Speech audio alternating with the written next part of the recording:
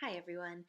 Today, we are going to be learning about unlearning binaries, and I'll explain what that means in a little bit.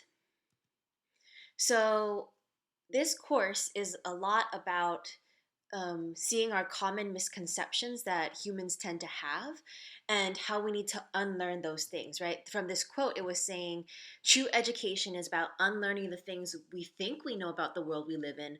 Only then can we open our minds and hearts to new ways of thinking. So, what are some things that we have already unlearned or trying to unlearn? That we are the only human species that have ever existed, that we have always lived in civilizations, and that living in civilizations is the best way of life. Three, most rich people are better than us by having special skills and therefore deserve more power than us. We will continue to disprove this idea of rich people being better than other classes of people. And then the one we're going to be addressing this week is there has only ever been two genders, male and female. So, our objective today is students will be able to explain why questioning your own worldview is important. In order for you to understand this, you have to understand what binary thinking is. Binary thinking is the belief that there are only two ways to look at the world: right, wrong, yes, no, good, bad, start, finish. So, when we are young, we are taught to make sense of the world through labeling opposites, which is a process of creating binaries. So, some examples of binaries are black is the opposite of white, evil is the opposite of good, girl is the opposite of boy. But when it comes to trying to label people, we begin to realize that unlike black or white or humans being 100% evil or 100% good, humankind is more like this. Right? There's a lot of gray area, right? No one is 100% evil and no one is 100% good. There's a lot of in between, right? People are complicated. And so, more accurately, maybe the humankind is more like this, where the more you learn about humans, the more complicated they will become, right? Humans don't fit neatly into boxes. Just because I'm a girl doesn't mean I always do girly things. Just because someone else is a boy doesn't always mean they're always going to do masculine things, right? So, why are humans and history so difficult to understand? And I wanted to provide a claim for you. My argument is the way we see the world is limited to the environments we were raised in and our identities. To show you evidence of this, I want to talk about how race and gender intersect to create different life experiences of the experience of walking in public. So I'm sharing a story with you. This picture you see is Mr. Akwabwa. He is an assistant principal at King, and he's also my instructional coach. So you might see him sometimes pop into a lesson, and he's just like seeing how I teach and learning and trying to help me and give me feedback on how I could become a better teacher. Well, last year, he and I were having a meeting about my teaching, and then he was checking in about asking me about how I'm I was doing that day. And I told him a story about how like I am so happy because during quarantine, like the thing that keeps me hopeful is that I'll go on walks outside, right? And or I'll jog outside, and spending time outside makes me feel relaxed. And so when he heard that, he's like, "Oh, I'm so happy for you. I wish I could do the same thing. But when I walk outside, in a hoodie and I'm jogging around, people look at me differently."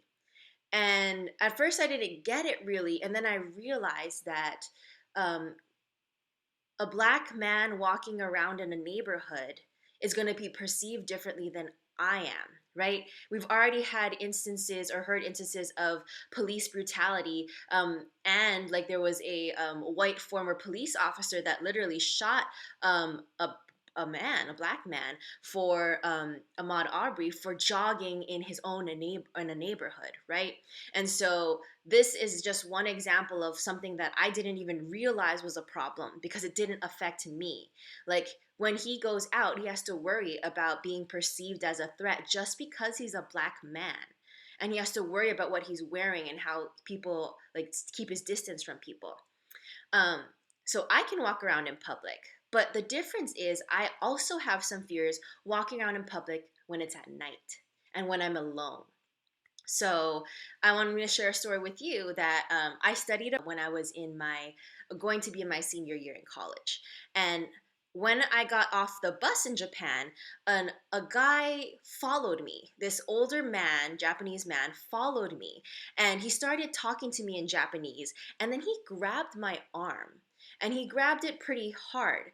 And he started asking me personal questions about who I am and where I'm going. And I felt really scared. And thankfully, he like got distracted by another person walking by, and I like sprinted away from him, and I just kept running until I felt safe and I found a crowd. But like that is something that Mr. Kwabwa doesn't experience. This fear of being sexually assaulted by a man, in because of your gender, is not something that he needs to worry about. So what's interesting is that both of us have fears of walking in public, but it's because of different things, and it's because I am an Asian woman, right? And people tend to think Asian women are submissive and that they're easy to like manipulate, whereas like for a black man, his experience is different, right? Where they see him as a threat, whereas I am seen as a victim. So that's just showing you that um, I never would have known that this was his experience unless I talked to him. And so that is the importance of, you know, the main takeaway is the more we can expose ourselves to different perspectives and human experiences, the closer we are to finding the truth for ourselves. Humans aren't just one thing or this thing, like the human spectrum is vast. And so, if we want to know the truth about the way the world works, that the world is a complex place, then we need to try to look at other people's perspectives because it will enhance what we know. And that's what education is about. It's not just about like trying to get money one day, right? It's also about becoming a better person and being knowledgeable about the world.